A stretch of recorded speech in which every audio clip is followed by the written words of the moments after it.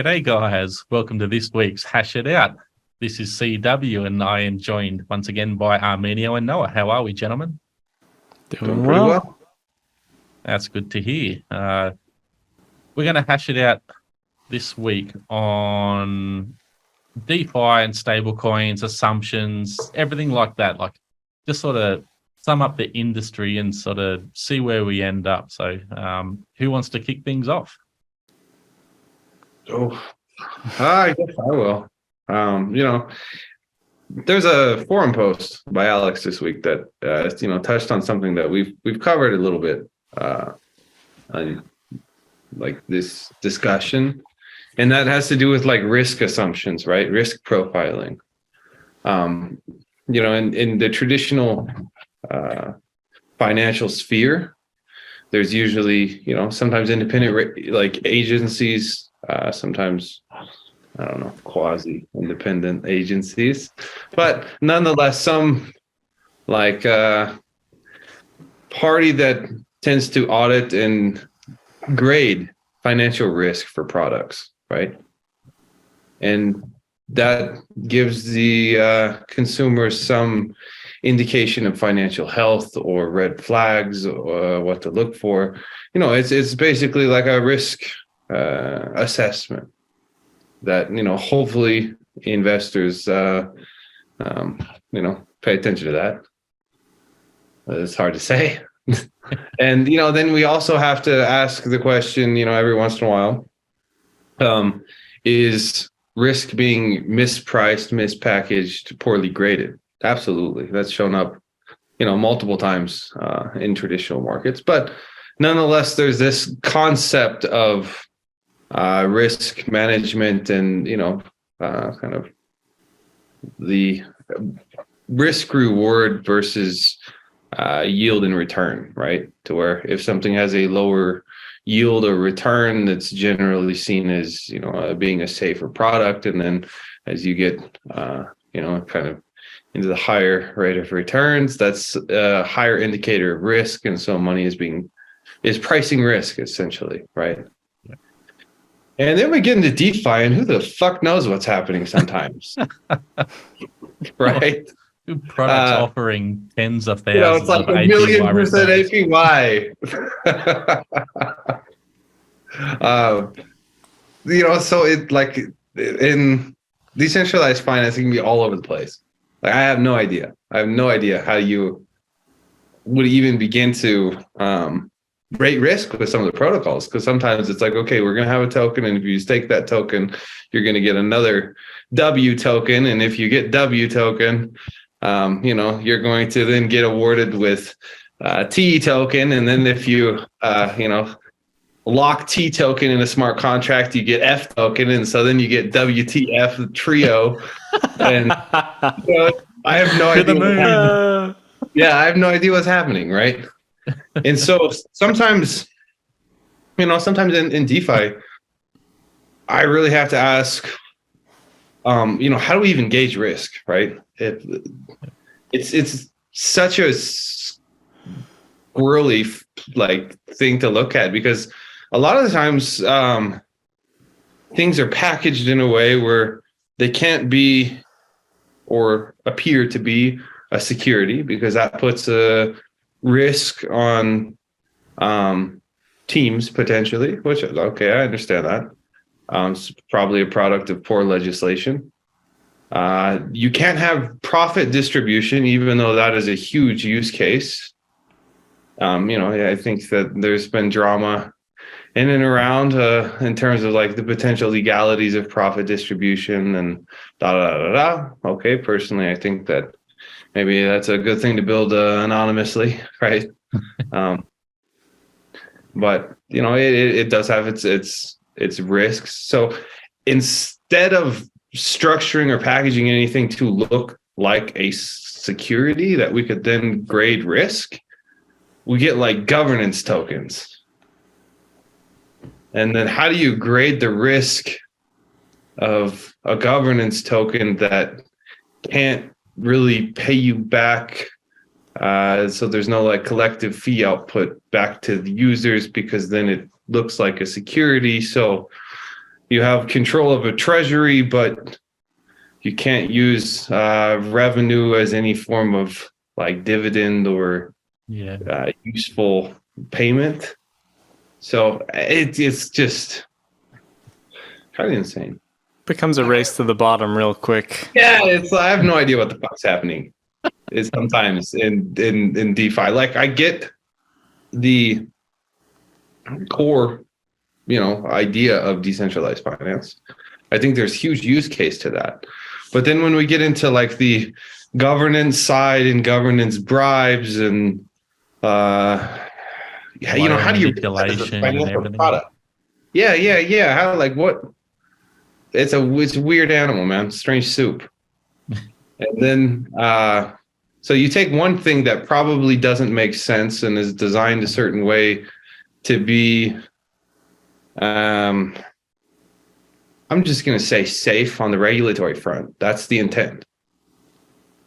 Like it would make a lot more sense if you had something that has fee revenue to create, distribution, then you create a financial product, you have income, you have the ability to track that, you have the ability to forecast that out. You know what I mean? It does become like a business rather than, there's cash flow essentially. Versus, we're going to make 100 billion governance tokens for something that maybe will get 25 people engaged in governance, and then the rest will use it as a speculative asset.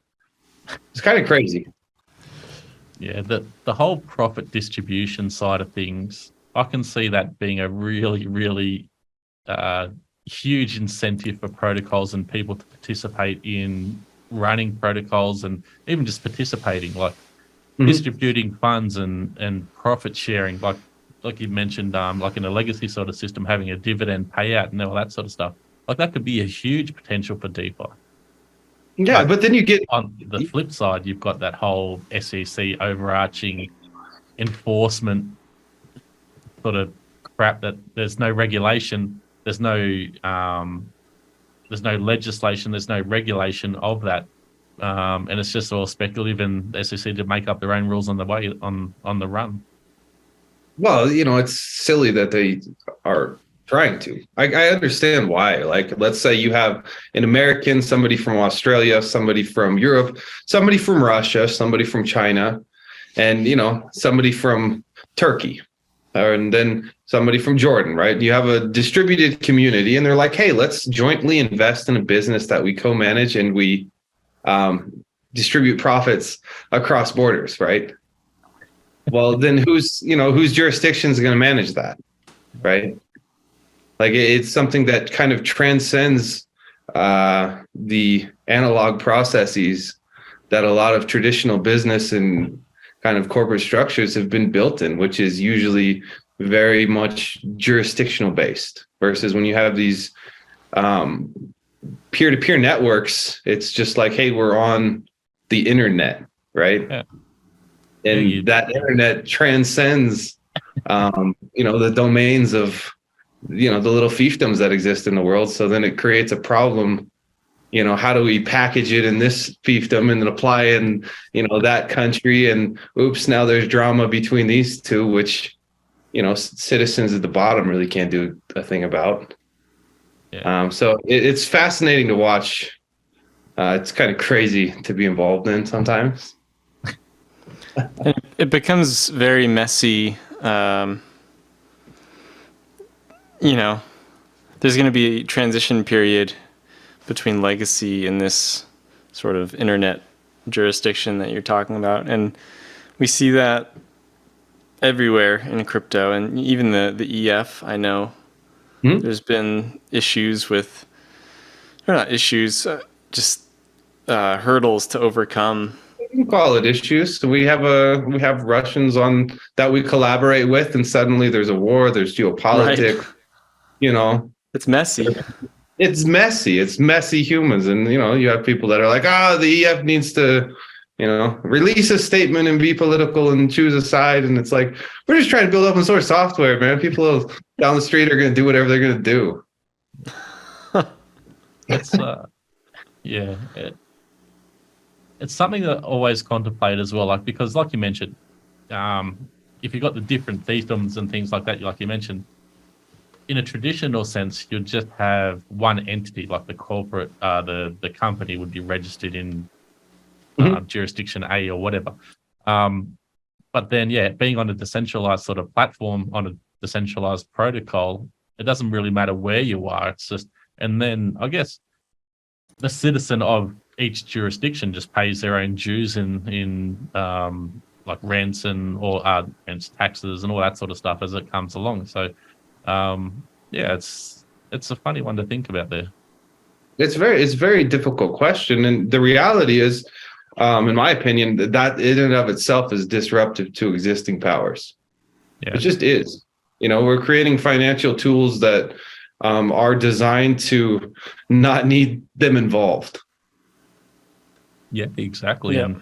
And we're cutting out, ideally cutting out middlemen, cutting out the legacy system, and that has kind of been, even within crypto, you have a lot of projects that are like, hey, we need adoption by, Pepsi Cola and Corporation A, and if McDonald's will throw some NFTs and the Happy Meals on our blockchain, that's the future, right? And it gets into this weird like self-regulation zone where certain protocols will only allow access to certain countries, and or a user has to use a VPN to access a front end or something, like with Jed that released today. They don't allow Americans to access the website. Sure, and even look at ErgoPad. Doing the Spectrum IDO, that had some.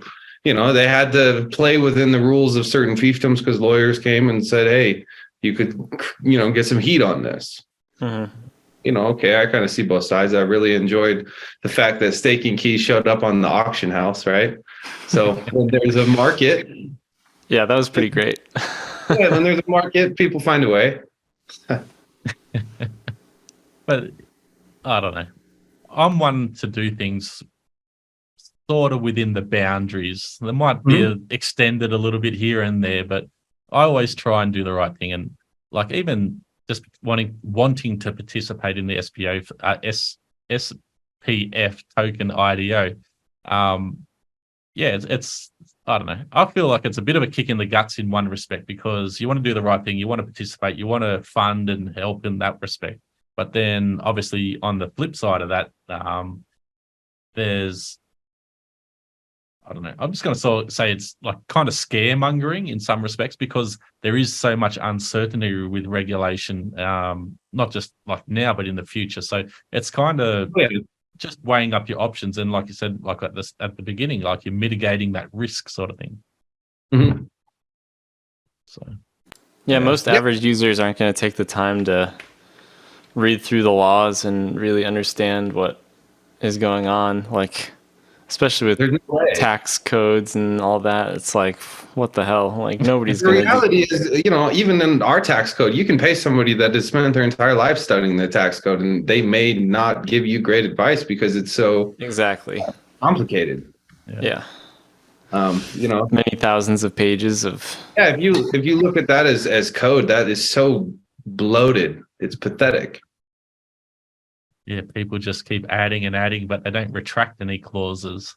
Then you just end up with this quagmire of stuff. Should be simple to compile. Like software, simple to run, simple to compile, right? Instead of just outlier case, 148 section F-E. Who knows?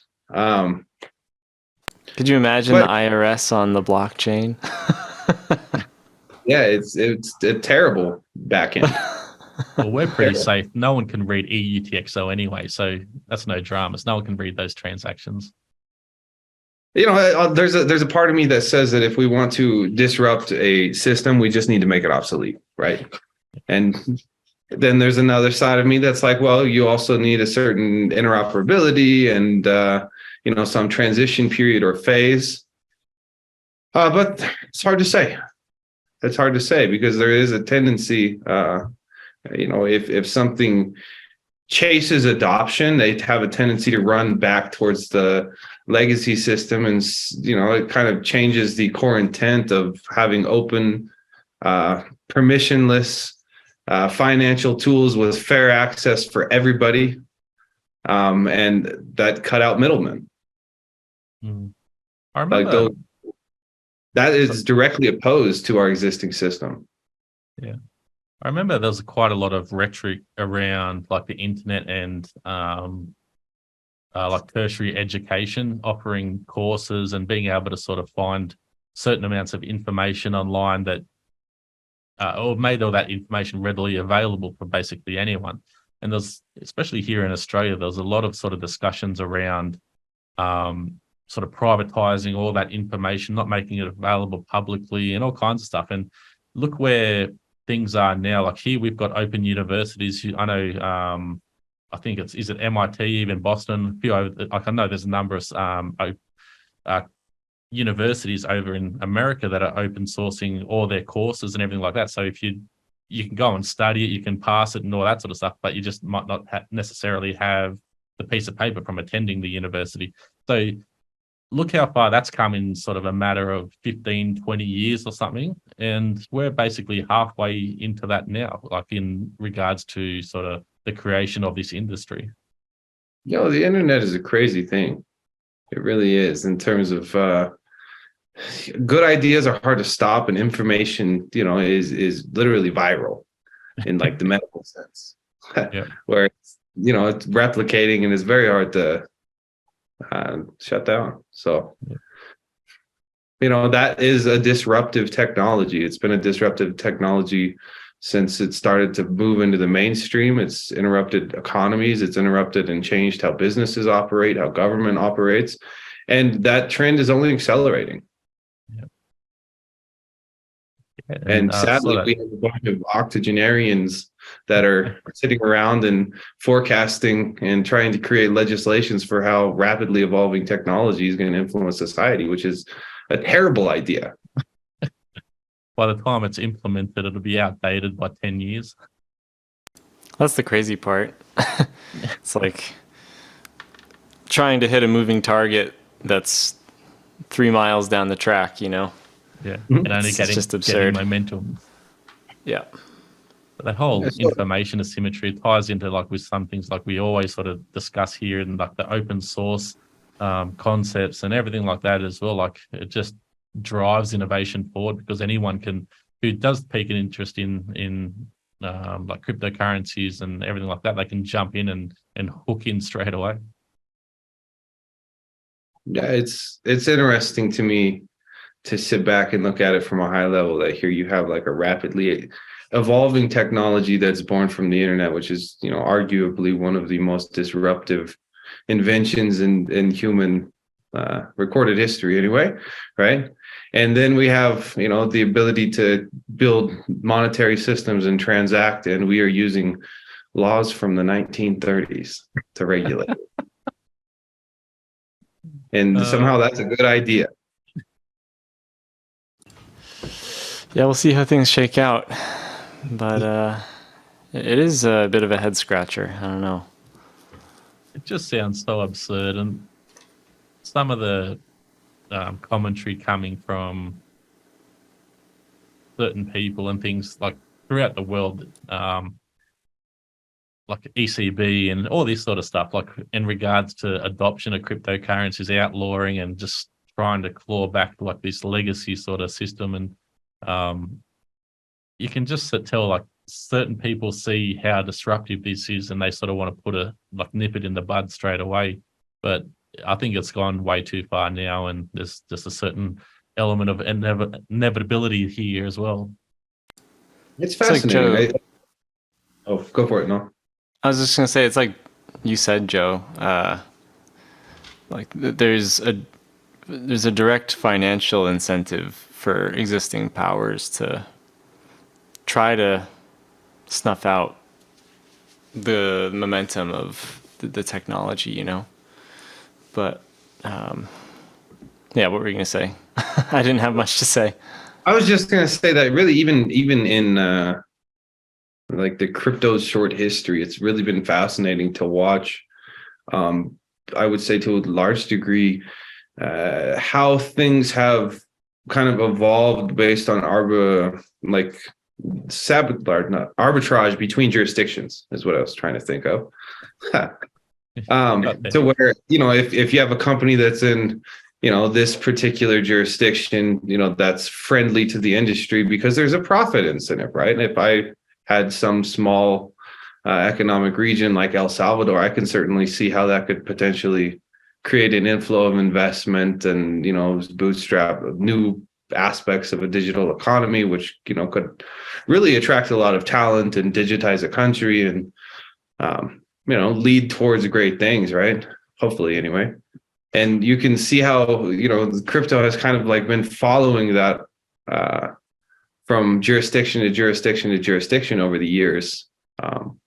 As different jurisdictions kind of change their laws. For a while, but it was really nice to go to Portugal, and now maybe not so much. And Puerto Rico has tax incentives, and well, maybe not so much. And Dubai is offering certain tax breaks, and we'll see how things flow there. And so it's like there's always a search for the jurisdiction that's going to support kind of a free, open, and fair decentralized ecosystems. And I think that incentive is always going to probably be there, right? So I think that's a big net positive.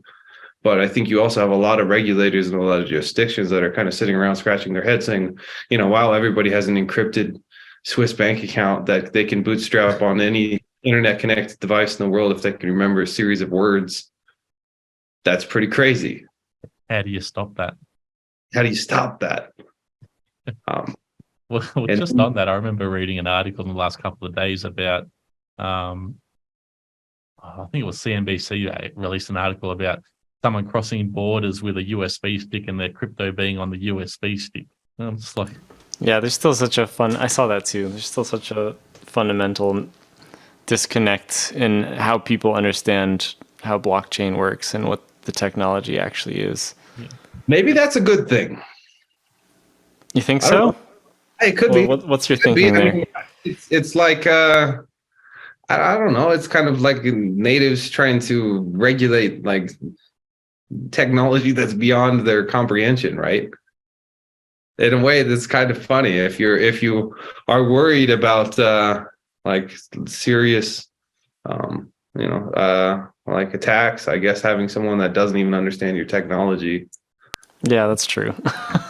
might be the best adversary if somebody had like a serious concern that governments were going to go after it. They certainly have the ability to restrict market access and make it very difficult to do business and put a high cost or burden on anyone who's going to try to play by the rules. And it looks like the SEC is kind of attacking people who were trying to play by the rules.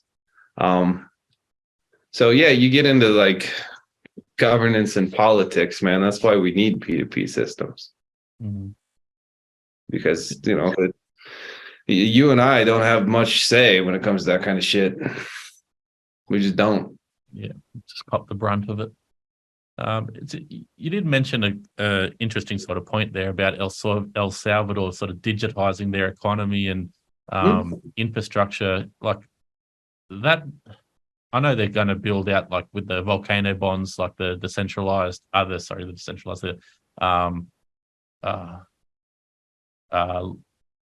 their green energy production for mining and all that sort of stuff. So having that sort of infrastructure there, not necessarily a huge upfront cost in regards to sort of digitizing their economy and everything like that. So it's be interesting to see how like a number of these smaller countries like in South America, Central America, like throughout Eastern Europe and all this sort of stuff, like how they will take advantage of like this potential technology and whether they do choose to embrace it or if they're kind of sort of, I guess, bullied or strong-armed into sort of turning their blind eye to it. Because I know there's some threats around IMF and all that sort of stuff on El Salvador's front there for a little while as well. Yeah, that's hard to say. They're a sovereign country, so they do have some notion anyway of being, sovereign and independent. But yeah, then you have to play with the other kids on the playground, and I'm sure being the little kid on the playground sometimes, well, sucks, right? It is what it is, human nature. It's interesting to me, not just like in terms of government bonds and what they can fund, but also kind of the secondary free market effects where, if you say, okay, well, Noah can now get paid as a freelancer in Bitcoin in my country, and that's fine. And,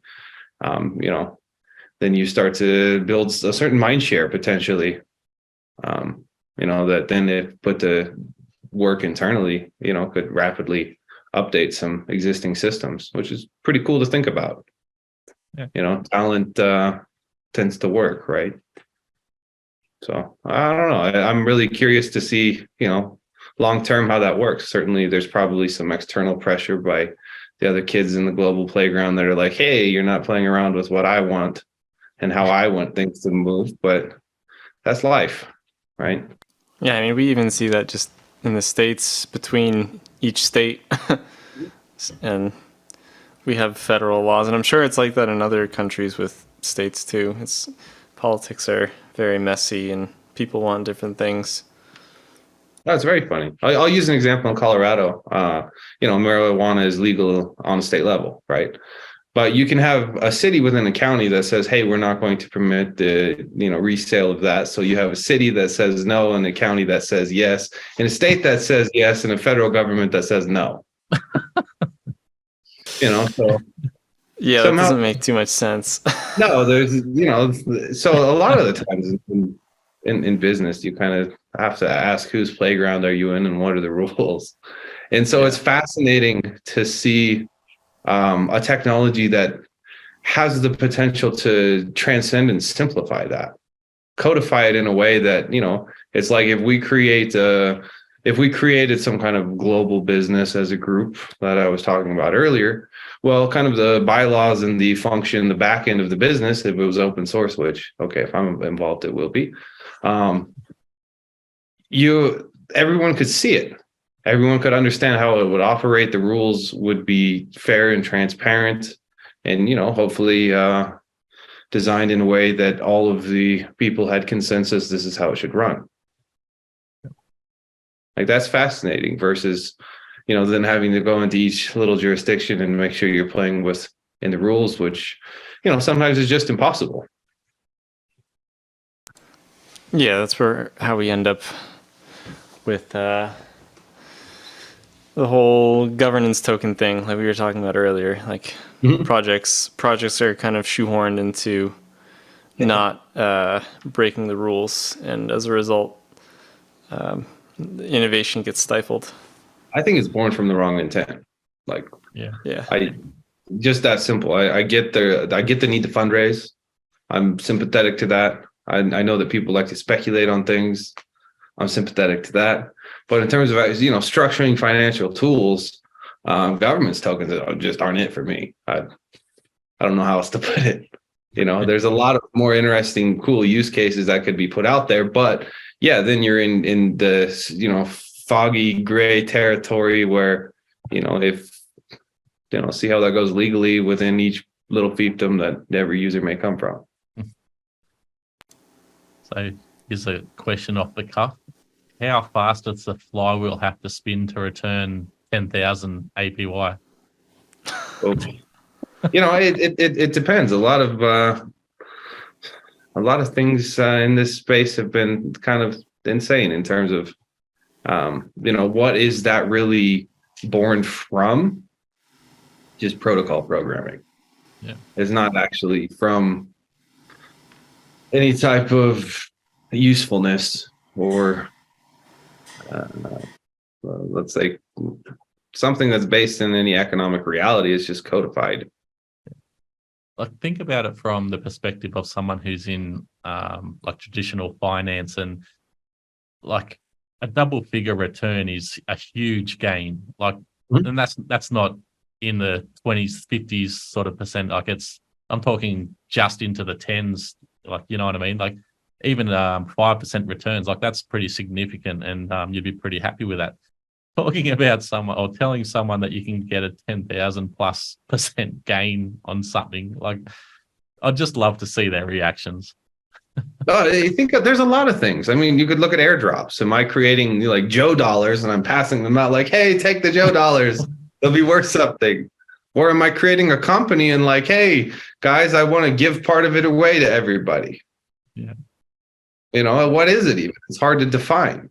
It's actually hard to, define that in like some off-chain reality of what's happening. Sometimes I guess if it's like there was some method of work or testing involved, I guess you could see it as some type of like, share distribution, maybe. Possibly.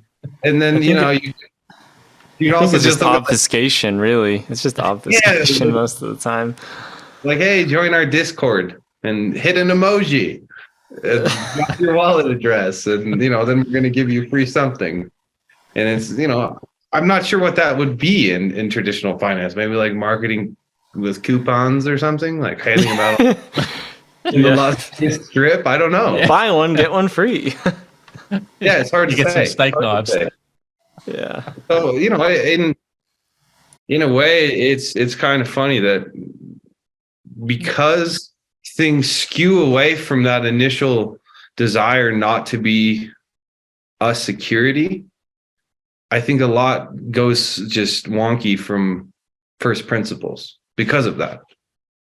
Yeah. Like, ideally, I think that things built on blockchain, have an economic incentive to be on blockchain. And if there's no economic incentive for them to be there, just build them into a traditional system.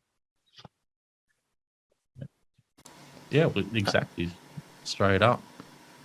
I really appreciate the approach Spectrum has been taking with all of their features trying to be positioned so that anybody can lock up liquidity, or anybody can create a yield farm, or et cetera, et cetera. And I think that trend will probably continue. Anyone can add a liquidity pool. Even on a just lot of running the off-chain bots, like the Yeah, banking exactly. services, that's huge.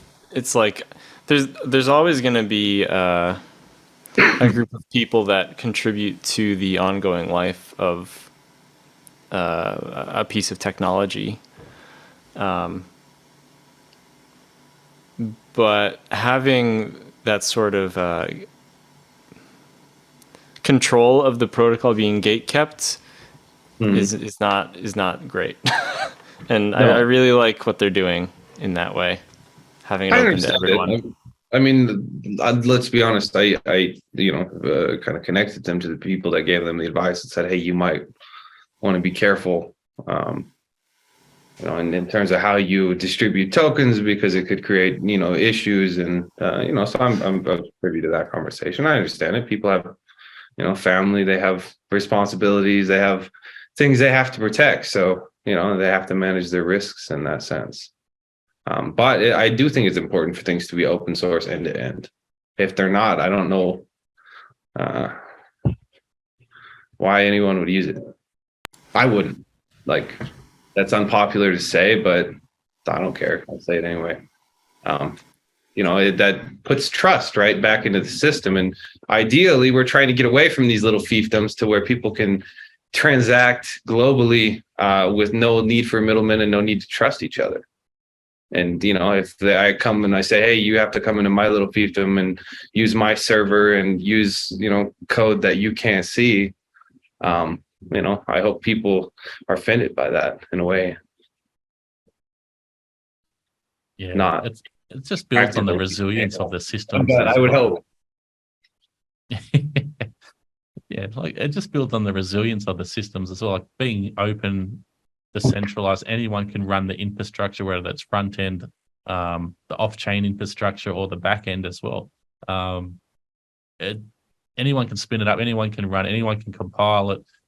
Like you might shut it down. Like I remember, back in the day, like with torrent sites and like Napster and all this sort of shit. Like if someone shut something down, it would be spun up in within 24 hours. You've got like a user base transitioned onto another website and it's running again. Like it just completely builds the resilience of the platform itself.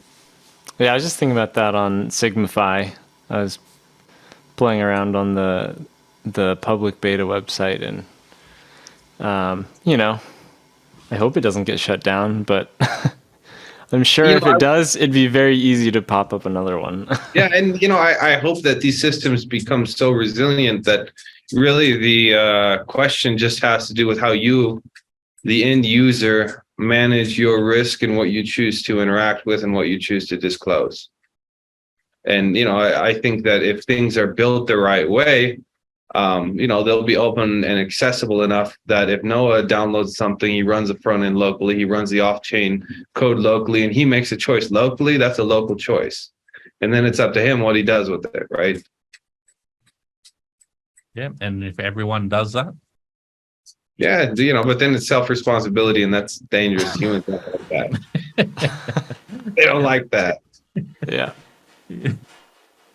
They need someone to whinge at if something goes wrong. Yeah, that's what the KYA button is for.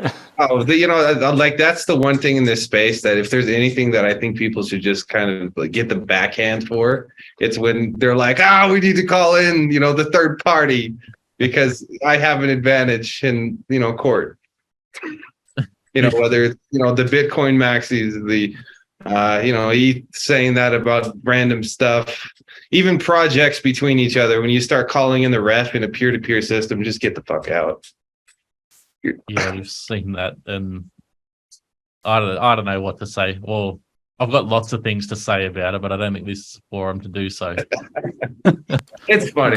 Good old crypto shit slinging. Yeah, it's funny anyway. Yeah. I could go on a proper rant there, but I'll choose not to. Yeah, we'll leave it there. So in regards to DeFi, what would you say is something that's sustainable from an APY front? Like just a hypothetical. I think that if you take, let's say APY and you model that after some existing financial primitive, right? I think the market will ultimately decide, but then it's a matter of saying, okay, well, what is the risk, right? Let's say that you're going to lend Noah money, right? You're either going to say, okay, well, what do I know about this character, or what kind of collateral is he going to put up, and how are you going to price the risk of the return you want to make based on that situation? I think the market should decide that. I think having a protocol saying we're going to print this clip regardless of market conditions or what's happening within the protocol is silly. Yeah, I think also just based on how a lot of these APYs are structured, most of the time the APY is in some governance token that it's in a different currency even. It's like, what are we even talking about?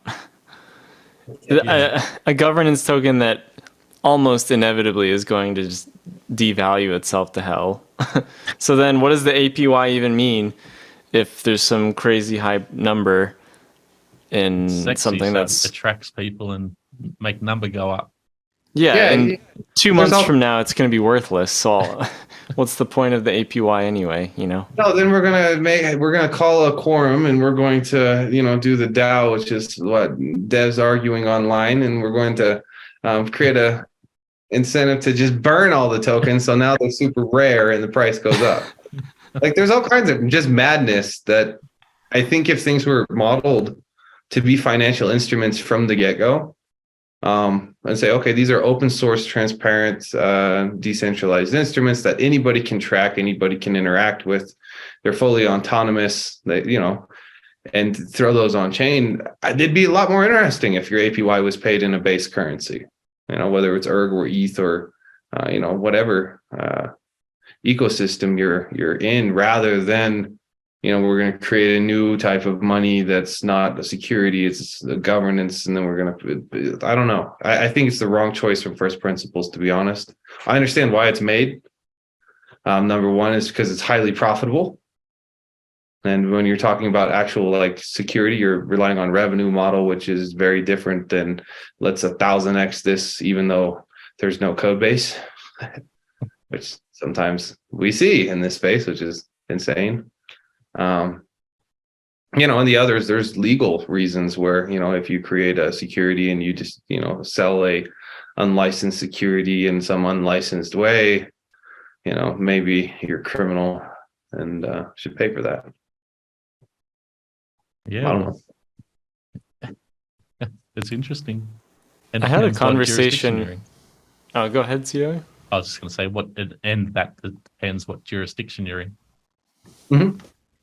I had a conversation. I can't remember who it was with, but it was about if you strip away all of the incentives for providing liquidity and providing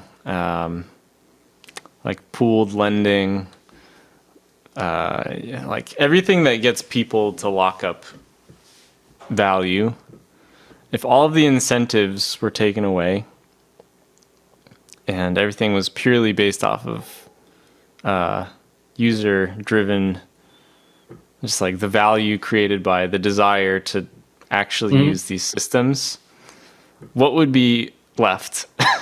What would we be left with? That's a good question. There's very little, I think. I would say that a lot of things would disappear. I think most things. Yeah. I think probably the biggest difficulty in that gap, like how do we fill that gap, has to do with either rails that allow people to kind of create hybrids, or a lack of actual local economic communities, right? So like, if Noah had people in his area that he would transact and exchange value with in this currency, rather than just online through a centralized exchange against the fiat peg or a stable coin that represents the fiat peg, I think you would see a lot more actual value being created from those type of transactions, versus when it's just you holding something and trading it as a speculative asset against a synthetic version of a fiat currency.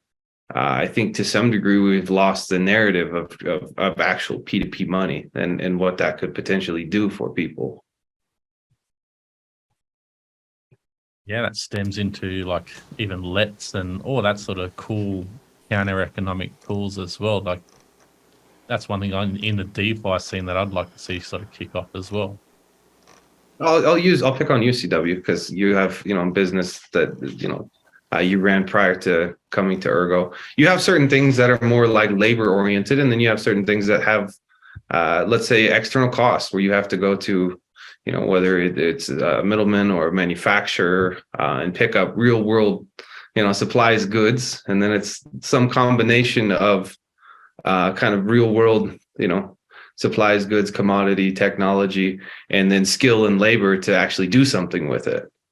Yep. And there's always some breakdown between those costs. So I would imagine even if there's more of a decentralized community that is using cryptocurrency more as like a actual medium of exchange, you'd still need some overlap in terms of like how do you pull from external markets and have some sort of foreign currency exchange, even though it's digital instead of fiat to fiat. So it's an interesting question. I think that tends to be the bigger problem, is that technology doesn't exist. If you were to plug that into credit unions, that would be fascinating to watch. But then suddenly, government would not have as much control in its fiefdom. So I doubt that's going to happen. But that rail solution that allows that conversion is a big part of what's missing, in my opinion, to actual create off-chain value. So that would be my answer, Noah. is that because it's the same problem. It's the same problem. We run into that middleman that, suddenly if you move in that direction, you inherit all kinds of crazy risks depending on where you are. And a lot of people don't want to do that. So it naturally like creates a boundary in terms of how the technology can expand. Mm-hmm. And then the credit union idea, that's pretty interesting as well. And especially if you could utilize something around the profit sharing side aspect of that as well. Distributing funds and profits, dividends, all that sort of stuff, like throughout the community. That'd be a pretty interesting concept. Yeah, it would take some serious legal yoga. Yeah, Definitely. Yeah, no doubt about that. You'd have to do it somewhere far away from where I live. Yeah, like I can't imagine. There's a lot of stuff that I see. An example would be like, okay, we're going to tokenize real estate, right? Sounds sexy. We can create an NFT that has Noah's address, right? But real estate is some title that is held by a third party, and then you have financing, and like you get into a lot of complexity that I really have to ask, what does the back end even look like for people that just say the one sentence, we're going to tokenize real estate, right? Because that's super complex, and you're talking about interacting with government operating systems that are a little crazy, outdated legacy ways of paper books in an archive, like you're gonna have to pay property taxes, and who's going to be the beneficiary of the distributed community, and who's going to pay that, who's going to hold the title. There's all kinds of crazy questions you can ask, because you're plugging into an operating system. A lot of the legacy back end is pretty wonky. Yeah, even like everyone knows there's ongoing maintenance costs with properties and all kinds of stuff. So if Joe's tokenized his little house there and he's got 1 billion tokens out there, of those 1 billion tokens, who's going to be providing income to be able to pay, or revenue and things like that, to pay for maintenance and upkeep? I'm going to tokenize this place down to the nanometer, have a couple billion governance tokens. I want the plant.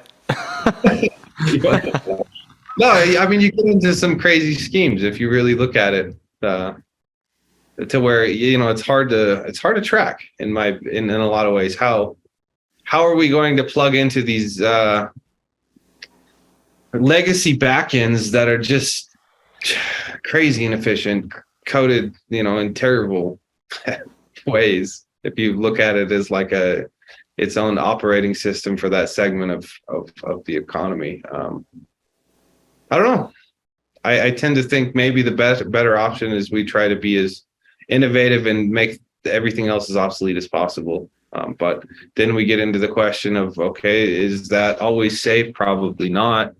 Are there going to be areas where you could look at the example of foreign currency reserves, like off-chain? It's hard to do in a way that doesn't have any type of risk. So, yep. Well, gents, we're coming up to time. That's probably a good way to end it. Is there any sort of last words we want to have on the discussion today? It kind of got a little bit spicy there at times. Spicy is always good.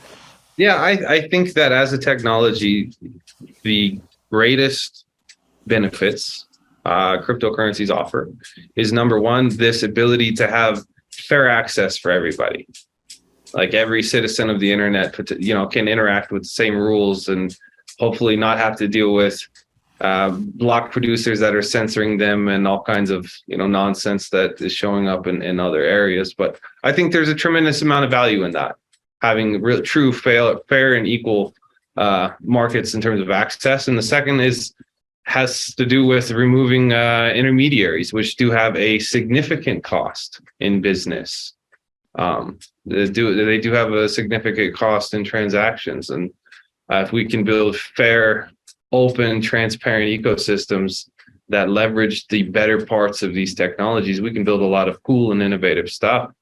that just isn't possible in legacy systems. It allows people to collaborate and be creative and come together to create value in new ways. That's a beautiful thing. But then you also have the, I guess, legacy systems that don't want to be disrupted, don't want to lose any type of control or oversight. And, that's kind of like the honeypot of crypto, in my opinion, is the, Happy Meal NFT is halfway to the moon. Yeah. Yeah. Everyone wants to retain their little cut. I don't have much to add. Hopefully next week I'll have a bit more energy. I've been a bit sick, but I do just want to give a shout out to the Signify public beta. You can check it out at signify.app, and you can play around with it. It's collateralized peer-to-peer lending, and it's all open source, and I'm hoping we get some momentum on it. It's pretty exciting to watch it come together. It's pretty slick.